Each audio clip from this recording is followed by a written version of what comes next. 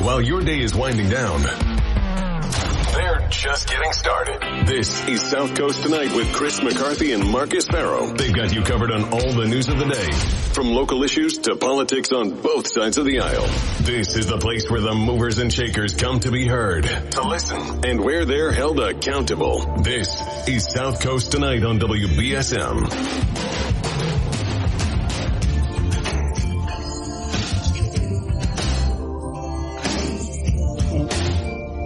Welcome back to South Coast Tonight.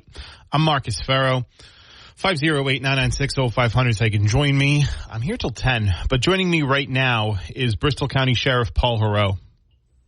Hey, Paul, how are you? Hey, Marcus. Thanks for having me back on.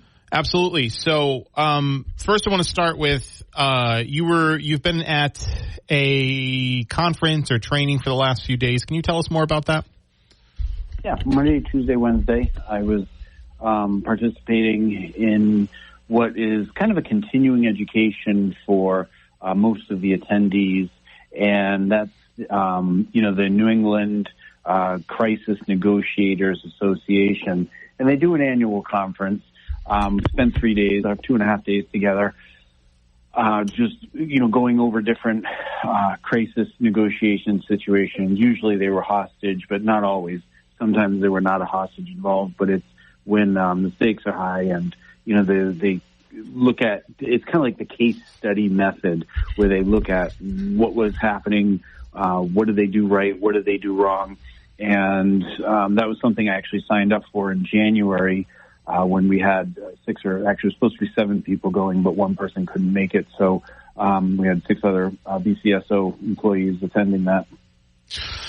So was the timing of this is interesting. Was it, did you sign up for it after this incident happened, the standoff a couple weeks ago? No, I signed up for this in January. When I learned that there was other BCSO people going to be attending this, I said, well, sign me up too. I want to participate in that. So this was months in the planning. Is there anything that you took away from that continuing ed that you think could have applied to that standoff a couple of weeks ago?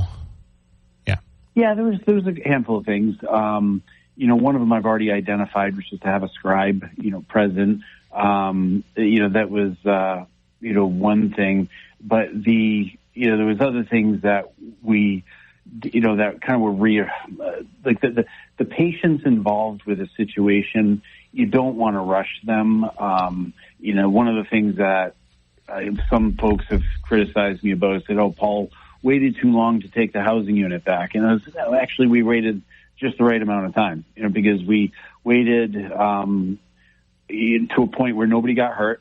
And so if we had gone in early, I've said this before many times, if we went in sooner, people would have gotten hurt. In fact, just this evening after I got home from work, I turned on my work laptop and I started watching the videos that the DOC had recorded and sent to us. And I can't wait to release these videos. I mean, it's when people see how professional all of the correctional staff, not just the BCSO, but the other 5 jails, the DOC, when they go in, when you see the overwhelming show of force, but then you see the way they're handling the inmates, walking them out very, peacefully, even when they're inside the housing unit. I mean, people could see that from the aerial footage. But I finished watching those videos this evening, and I'm really looking forward to releasing those. We have to redact the faces. That's all. Basically, just blur them out. But I think when the public sees that, they're going to see law enforcement, corrections at its finest. Where they're really handling the inmates with kid gloves. They're not roughing them up or anything. They're just being professionals. I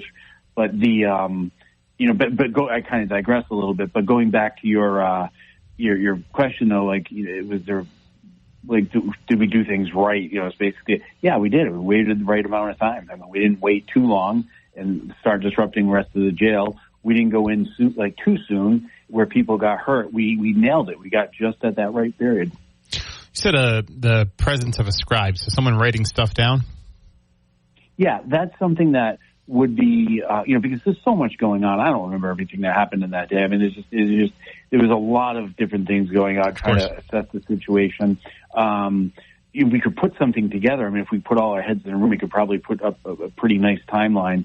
But basically, the next day, and I've said this before, I asked, when I went into work the next time, and my aide, I saw Hadley. I said, Hadley, if this happens again, I want you with me the entire day, and I want you writing down everything that we do. Like who am I with? What room is it in? What time? Who else is in the room? What are we talking about? What good ideas are adopted? What ideas did we talk about and then reject? Why? I'll just write down everything. So that would be really good for an after-action review and just accountability purposes. But as of right now, I mean, we're not looking at any lawsuits. From what I understand, Prisoners Legal Services was pretty satisfied with the way we handled the situation. The ACLU of Massachusetts, I understand they're basically pretty satisfied with the way things unfolded as well. They were both pleased that we didn't use dogs. They were both pleased that no inmates or COs were hurt. So it was, like I said, it was a really good operation the way it went down. In the past, people have ended up in the hospital. We've ended up with lawsuits. It's not looking that, nobody ended up in the hospital. I mean, there was no excessive force. There was virtually no use of force. It was just a really strong showing of force where we didn't even really need to exercise it. So it went really well. When you say the ACLU and Prisoners Legal Services didn't have an issue with it, obviously those are more progressive legal organizations. Is that something that you think of? What are they going to think, or do you just generally have a similar philosophy to them? No. I spoke with Liz Matos from the Prisoners Legal Services sometime last week, I think it was, and we had a really good conversation. I told her everything I was thinking, and she said, "Yeah, it's like, there's no guarantee they could find issue with something, but as of right now, we seem pretty much in the clear." I know the ACLU of Mass has also, they spoke with somebody who is close to us, and as of right now, I don't hear any grumblings from them either. But when I'm managing a situation, I have to be the middle person between the organization and the public. And the public includes, groups like Prisoners Legal Services, ACLU, the media, the press, the public, the people who read the newspapers and watch the news, the voters. They're all on one side. But then on the other side, you've got the organization. You've got the correctional officers. You've got the security staff. You've got the union. And so it's finding that delicate balance between knowing how to, like I said, it's strike that right balance where you're not doing too much for one or the other. And, that's my job, is to find that middle ground. So we're speaking with Bristol County Sheriff Paul Heroux. I do see that your public information officer, Jonathan Darling, had informed us that there's going to be a media availability tomorrow at 11 in that housing unit that was trashed by those inmates. What's going to be the focus of that? Well, I wanted to open it up for transparency, show both the media and the state delegation what it looks like in there, because we release still photos, but I want them to actually have a look for themselves, not just rely on the photos that we released. And so they're going to see what this. But then we're also going to show an adjacent housing unit, GA, because the GB was the one that had a lot of problems. GA is an identical housing unit, and this is one that's also emptied out right now, so that we can see what that housing unit looks like when it's not been destroyed. And so the idea is to start to say, hey, this is what happened. I want to open this up, show you all, and keep keep on my mission, my doing my job of trying to get the support I need for toilets and cells and locks on doors. So also in attendance, I see, is going to be North Attleboro Rep. Adam Scanlon, Carol Doherty from Taunton, General Counsel for the State House Joint Committee on the Judiciary. I can see why Rep. Scanlon and Rep. Doherty would be there. Obviously, they're members of the delegation that's in Bristol County. But what is the reason for having a General Counsel from the Joint Committee in the Judiciary in the State House? Well, I invited everybody from Bristol County, all the entire state delegation of state reps and state senators. But I went beyond that. I also invited the chairs of the joint committees on public safety, judiciary, and did I invite Ways and Means? I can't remember if I invited Ways and Means as well. Sure. So in the place of the actual representative, Mike Day, coming to us, it's going to be his general counsel. And so we opened it up to them. I've also invited the governor. I don't think she can make it tomorrow, but it's, like I said, this is just all about transparency. It's opening it up, showing, the press like yourself, letting you see it with your own eyes, and then asking some questions. There's, I don't know if I could show some of the videos, if there's some way I could show some of the videos tomorrow, that I just watched this evening that I got from the DOC. I would like to. I just have to protect the identities of the inmates, because for privacy reasons. But if we can figure out a way to do that, then, like I said, when I'm looking forward to the public actually seeing the videos of how the security staff, how, DOC and all the 6 different sheriff's offices, 6 being mine, how professionally they did their job. And, so often we see, in the news, these high-profile cases of police abuse or excessive force or something. And I really am looking forward to showing these, because you see the complete opposite here. You see them, just very calmly escorting the inmates out, and the inmates are just walking right along. It was professionalism at its best. And the one hang up on releasing the videos is just taking the steps to conceal the identity of the inmates. Now, so does that mean we expect those videos to be released relatively soon if you can't do it tomorrow? I'll release them as soon as I can. I just need to basically redact their faces. If there's a software we can get to blur them out. Once I do that, because these are slightly different videos than the actual videos we have of when inmates were trashing the place, and there wasn't a lot of them doing it relative to the number of people that are in there. That's one of the reasons I say this wasn't a riot, because most of the people are just kind of hanging around, they're just watching what was going on. But those videos, the ones we have, the BCSO videos are of the housing unit, the ones, the videos that were recording the inmates, those, before security staff got there, those are recording a crime in progress. And that is something that, we have to go through the DA's office. Yeah. But these other videos of the security staff, taking back the housing unit, like I said, it was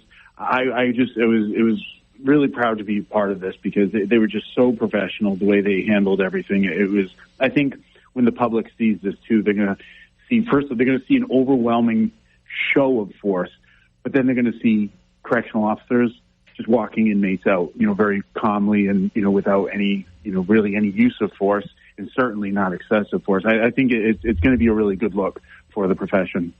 We're speaking with Bristol County Sheriff Paul Heroux. So that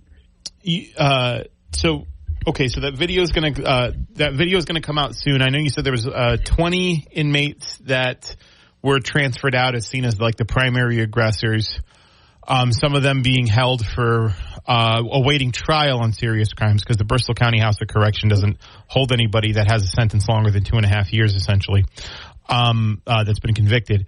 But some of them were awaiting trial for charges like murder, A and B DW.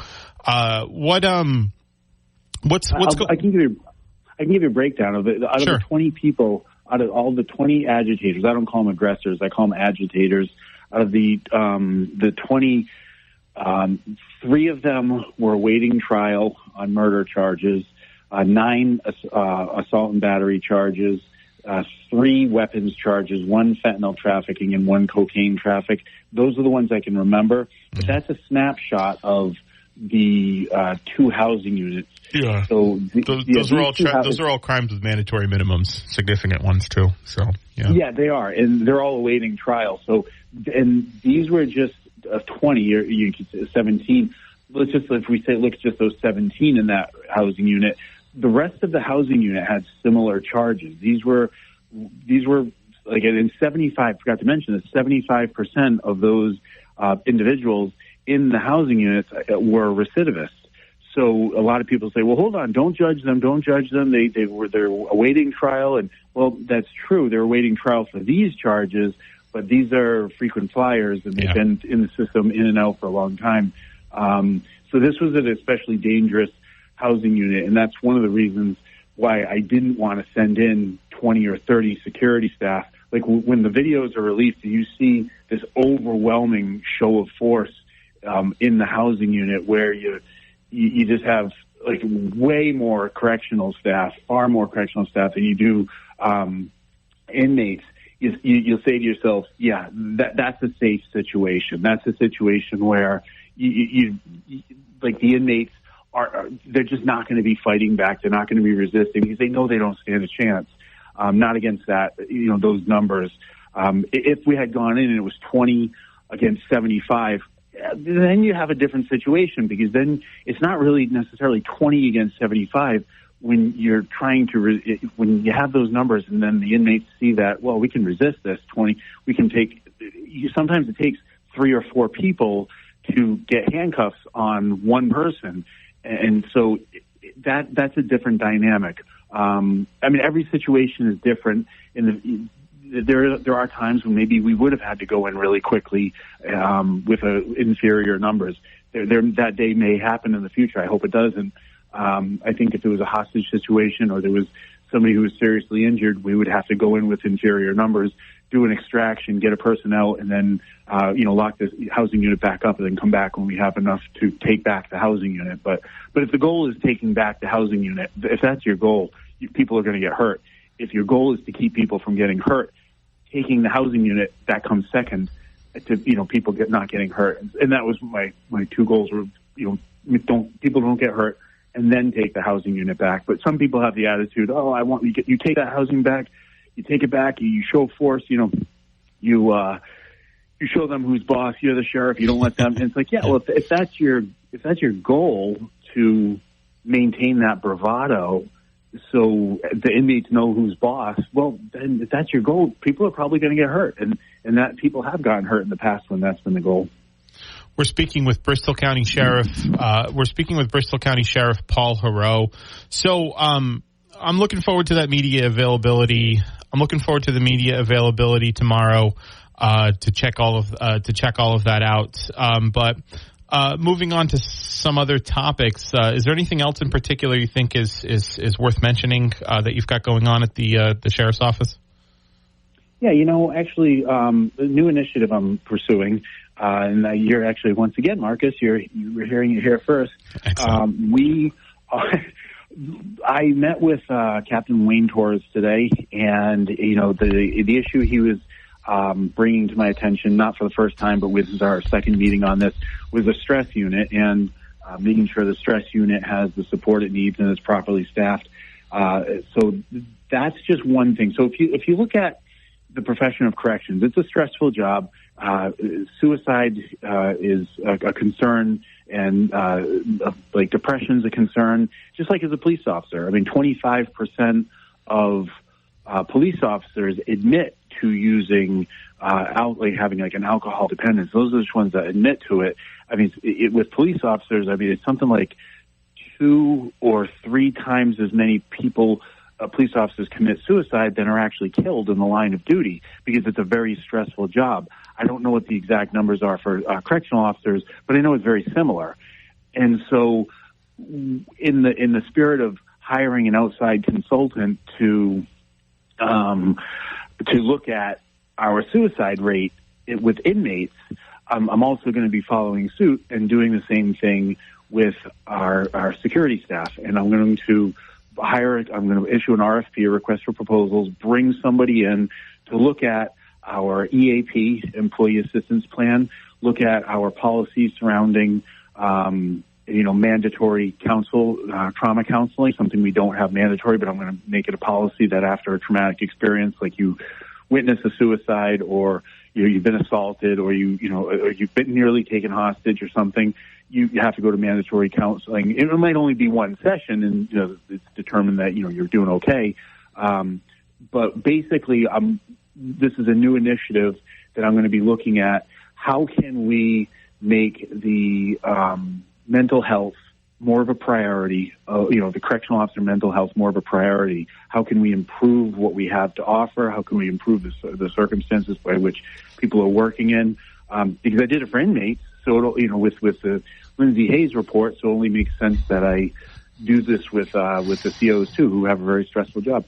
So you talked about when I was there a few weeks ago, you'd showed us the suicide resistant bunk beds that you had designed, and you said you were in the process of basically retrofitting and replacing the beds that are there now. Where are you at in that process? It's funny you ask, because earlier today when I was in the ICE building, that's where some of these beds are being constructed, and retrofitted. It's just a big open space inside. I actually thought about taking a picture of our welder, Daryl, and actually posting that. He had somebody working with him just as an update, because he was working, but we're doing exactly what we're supposed to be doing. We're retrofitting those beds. We have 1,000 beds we have to do, and there's only one welder and an assistant, but we're going to be expanding that. But we're in the process of doing just that, cutting off some of those bars that you can hang yourself with, and they have to be sanded down, and then put up a new type of ladder.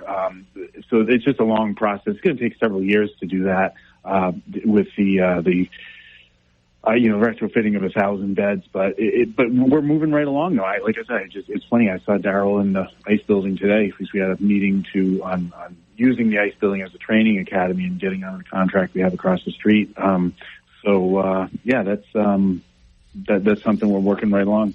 You also had I think it was last week, your next Academy of Corrections Officers. Is it and I remember you said you had 31, which was a 5-fold improvement from when you started, where it was 6. That's a 6-fold improvement, but now it's down to 5-fold because we've had some attrition. Some people said, this job isn't for me. So now we're down to around 25. Okay. Yeah. They start. How long is that academy? I know you extended it an extra week. Yeah, it was 8 weeks. Now it's 9 weeks. We added an extra week to do training in a lot more formalized training in implicit bias, duty to intervene, de-escalation, dealing with mental illness, increased amount of defensive tactics, report writing. So there were certain things that I wanted to do more of to give the correctional officers the tools they need to do their jobs even better. And so those were some of the things. So we went from 8 weeks to 9 weeks.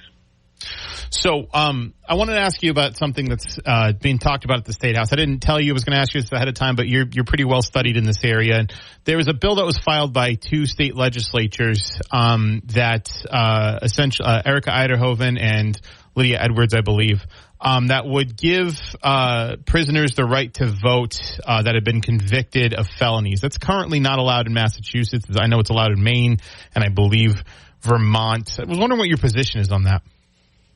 On the one hand, you go to jail, as your punishment. You've lost your freedom. And so, from that point of view, it would make sense that you also lose your right to vote while you're locked up. On the other hand, you've lost your freedom. It could be argued that you've lost your freedom and your access to do things out in the public and to have, to move about society freely. So that is your punishment. So why do this extra layer? I haven't really heard enough of the arguments on either side to really have a firm position on it. I'm keeping an open mind in both directions.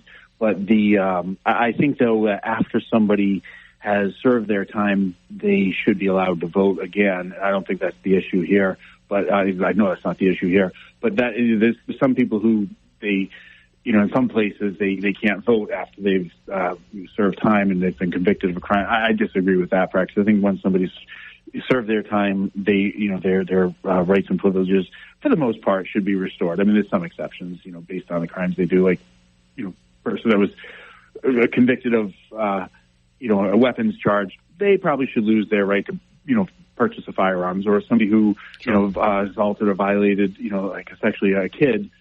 They probably shouldn't be allowed to work in a daycare. Right, of course. There's reasonable things, for ex-offenders, for convicts that, we have to take. So we're speaking with Bristol County Sheriff Paul Heroux. So we've been asking this a pop culture question. We've been asking all of our guests, wondering what your favorite TV show is. I don't actually watch TV. I even have a cable service. You know what? I thought you were going to say that. I'm like, he's going to say he doesn't watch TV. So I don't even have a TV in my living room. I have a projector with a screen. I love movies. I've got a large movie collection, and I don't even remember what last TV show I really enjoyed watching. I mean, it's been so long. But yeah, What's your favorite movie then? I've got several. Let's see. Most of them from the 90s. Like Silence of the Lambs, Braveheart, Good Will Hunting, Gladiator, Unforgiven. That's a real good one. That's a good one. Daniel Day-Lewis. Yeah, there's some newer ones that I really like as well. Interstellar is just outstanding. Yeah. Arrival is another one that's really Arrival's so good. Yeah, that's a great movie. It's so underrated, and I don't think anybody really knows about it. But there's some really good ones out there. But there's no one particular is my favorite. I've got a bunch of favorites. Well, I saw that one more thing, and I saw that the Bristol County Sheriff's Office had a May the 4th post for Star Wars. Do you have a favorite Star Wars movie? Actually, I didn't even see that. that was John. Yeah, that was probably John I'll ask him. Yeah. Yeah. So, but my favorite, I think historically it was always Episode 6, which was Return of the Jedi. Yep. I think my least, I don't know which is my least favorite. I like the like episodes 7, 8, and 9. Then you had the kind of spin-offs, like Rogue One and or Solo. I like those as well. Those are pretty neat for background. But one of the ones on Star Wars, I think, it gets the lowest review is Episode 1. That's the one with Jar Jar Binks. And yes. Yeah. Okay. So Jar Jar was a big mistake of a character, but of course. Episode 1, the thing I liked about Episode 1, and this isn't one of my favorites, but the thing that I think a lot of people missed was the character development in that, where Darth Vader came from, where Obi-Wan Kenobi. So I think that was, I think a lot of people missed the value of seeing where these characters come from. Best light. That was the Darth Maul, Qui-Gon Jinn, and Obi-Wan Kenobi. That was the best lightsaber fight in the whole franchise too, by far. Yeah, that was a pretty good one. That's right. So Paul, I appreciate you joining me this evening. I look forward to tomorrow, to the media availability, and we'll talk to you on air soon. All right, sounds good, Mark. Take care. That was Bristol County Sheriff Paul Heroux participating in the floating topic that we have throughout the program. I mean, we've covered a lot of important stuff, but participating in the floating topic that we have throughout the show. What's your favorite Star Wars movie? Or what do you like most about Star Wars? It's May the 4th. It's a whole thing. May the 4th be with you, right? And so interested to hear your thoughts on that. We've had some app chatters. Text us what their favorite Star Wars movie is. Majority say Empire Strikes Back.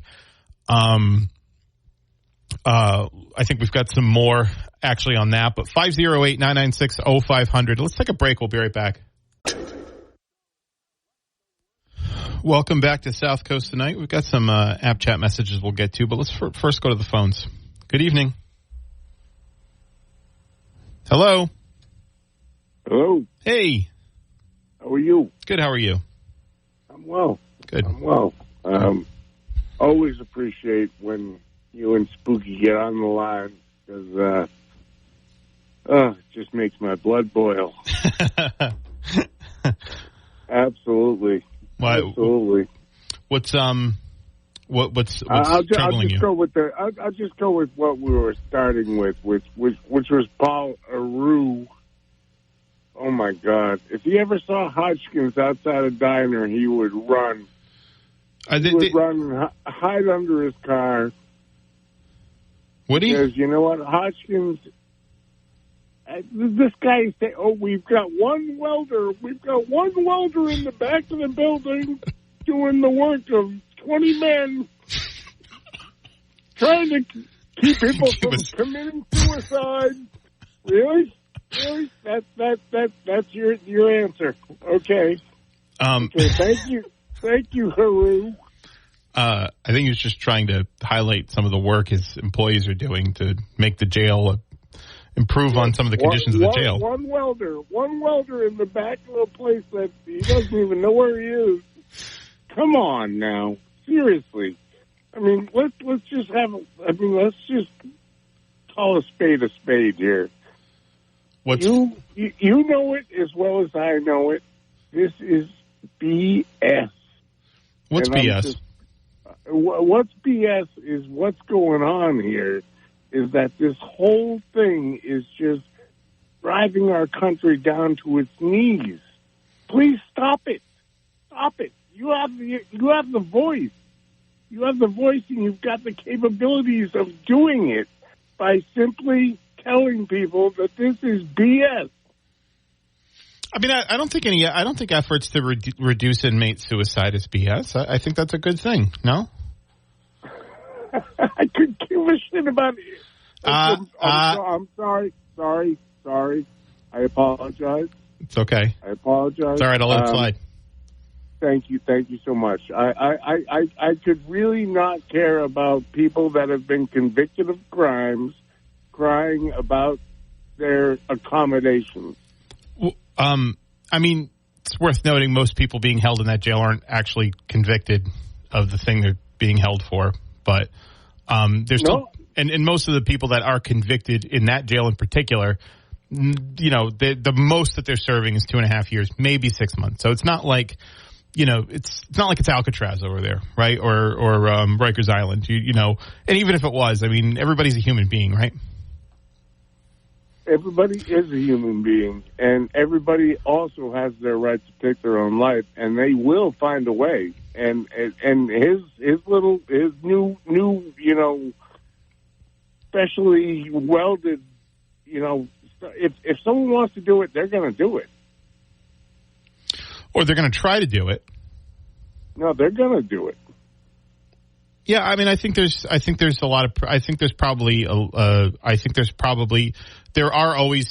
acknowledged that there are always going to be suicides in jail. It's going to be something that's going to happen, but you want to try to reduce the rate of that. I mean, Bristol County, from some reporting, has the highest rate of suicide in prison. It happened like 3 days into his tenure. There was a suicide at the jail. So, I mean, I think that, you know, reducing the rate of that, I think, is important. It's not like, well, what are you going to do? You know, I mean, all right. Then I've got another question for you, Marcus. Is what do you feel about Vermont being a vacation state for suicide people? I don't know what you're talking about, unfortunately. Well, that came out today. Vermont is now saying, you know what, if you want to die and you've got a legitimate reason, we'll put you to death. And you're talking about like physician assisted suicide, something like that, like a right to die thing. Oh, okay. Correct. Yeah, I mean, I'm not actually a huge proponent of that. Honestly, the right to die stuff or the physician assisted suicide thing. I don't necessarily think it's right. I think palliative care for people that are terminally ill is probably a better solution, because I think you get into this sort of, and I don't necessarily always like slippery slope arguments. I think you get into a slippery slope argument of, at what point do we move on from that, like, oh, you have a right to die, to sort of death making, saying, well, maybe you should die, right? And I actually agree that I don't think that's right. Okay, so they should not allow that. I would say no. I would say no. I'd have to look more into that law. But if they're saying, well, we're going to allow people to come in here and kill themselves in a more dignified and on their own terms type of thing, I'd have to look more into the specifics of the law. But I would say generally I'd be opposed to that. But hey, listen, So I'm sorry. Just to bring this, where do you stand on abortion? We're not gonna cover that tonight, sir. I do appreciate the call, though. Thank you very much. 508-996-0500. Good evening, Marcus. What's up? Hey, how's it going, John? You know where I stand on law enforcement, correctional officers, firefighters. You know, I'm a big supporter. Sure. And I was thinking of corrections. You know what I mean? I was thinking of joining corrections. I wouldn't join corrections under his leadership. The guy can't even admit that was a riot. Okay, and I don't know, Marcus. I like you. I like you, buddy. You know what I mean? I like you. I like all the hosts on WBSM. But appreciate it. You gotta ask the guy more serious questions. Like what? You know what I mean? You gotta push the why he can't just admit that this was a riot. It's all about brand. Any sort of violence. Go ahead. I'm sorry. I didn't mean to cut you off. It's a branding issue. I mean, I can sit here and say, why is it not a riot? I mean, he's gonna have an answer for that. He's basically said a riot includes. I think his definition of a riot would include personal violence against people. In this situation, he said nobody got hurt. The only damage was to property, and therefore he doesn't think it's a riot. I mean, that's his answer to that. I don't like. There's not more I can say. Like, will you call this a riot? I don't know if the branding's all that important. I think you know why I think he doesn't want to call it a riot, because he doesn't want it to be categorized as a riot. Yeah. In his 4 months of leadership. Yeah, probably in if it happens in 5 years, he probably doesn't want to be categorized as a riot either. I'm not sure. Right. I mean, he's generally been. The thing is just following him in the campaign and even in the early days of his sheriff tenure, he's generally been pretty straightforward about if there's something wrong and he thinks it's on him, he's going to say it. Like, when the suicide thing happened, it happened, way too early in his tenure for, I think, anybody to say it was specifically his fault. But he's like, listen, I campaigned on taking this on. I own this now, and I've got to do something about it. Right? I think he's been pretty straightforward about that. I don't think he's necessarily. I mean, branding's always important in politics, but whether or not you want to call it a riot or not, I don't know if it matters. I can agree with you on that suicide. I can agree with you on that one, but I just can't wrap my head around the fact that he can just straight up say to the public that it was just a demonstration of trashing the place. Like when I heard him say that tonight, I almost threw up in my mouth, because I'm like, how is this guy not? He doesn't have the cojones to say that it was a riot under his leadership. He cannot just tell the public, hey, listen, yeah, we had a riot. It wasn't a full blown scale riot where there was people getting taken hostage. Well, and everything else. It's sort of arbitrary, isn't it? Well, if it's not a full blown scale riot, it's just a riot. It's not a full blown scale. Yeah. I don't know what that is. No. I know, but but at on the same token, Marcus, it's like he could have just came out from the get go. You know what I mean? He's trying to downplay it and say that it wasn't what it is, and that's why he's going to lose a lot of trust in the public. You know what I mean? Nobody's going to really take what he has, for face value, because it's just not. To me, at least to me, mm-hmm. You know what I mean? I listen to this guy talk from here on out, and I'm like, okay, well, is that true or is that false? Or, what is he? I'm curious why I got to blur the faces out of the videos. It's like, well, you have to. That's. Yeah, I know.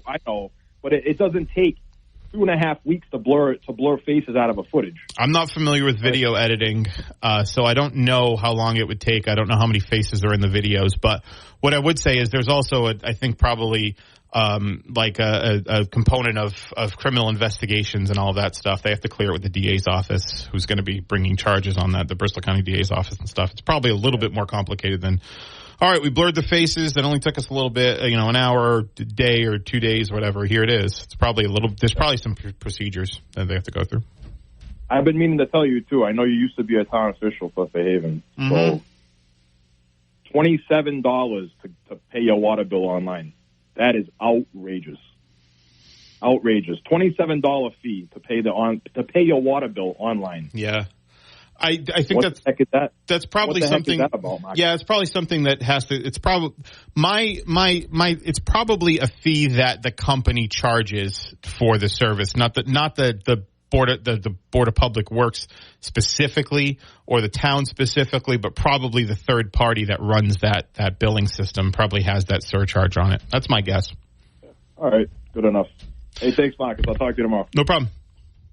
I gotta take a break. We'll be right back. Listen to us live anywhere in the world on the WBSM 100. You don't have to stick by your radio to hear all of South Coast Tonight. Stream Chris and Marcus on the WBSM app or download their podcast. South Coast Tonight continues now.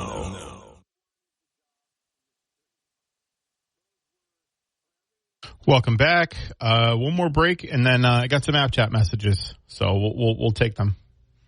Hey, welcome back to the show. I'm Marcus Farrow. 508-996-0500 is how you can join me. We'll also take your messages on the WBSM app chat. That was Bristol County Sheriff Paul Heroux we talked about. We also have a floating topic since it's May the 4th. May the 4th be with you, Star Wars Day. I've been asking people what their favorite Star Wars movie, and got a lot of Empire Strikes Back. Sheriff Heroux had given a few examples of some movies he liked. I think he liked Return of the Jedi the most. But someone's asking me, Jack from New Bedford, what's the best lightsaber battle scene of any of the 9 movies? I think that's very clearly the very clear choice is, if you're talking about a lightsaber battle, the very clear choice is the lightsaber battle in the end of Episode 1. We have Obi-Wan Kenobi, his master, Qui-Gon Jinn. You've got Darth Maul. And that's the first time you see the double-bladed lightsaber, right? That's the first time you see it a lot more now, because when Star Wars first started out, it was just the one lightsaber, the red and the blue one, and then the green one with Luke. But then it's the first time you see the double, because he has the single-bladed lightsaber when he fights earlier, and then he busts out the double-bladed lightsaber, and he fights. And it's a fantastically choreographed fight with the 2-on-1 with a double-bladed lightsaber, and it really is excellent. And so that's my favorite lightsaber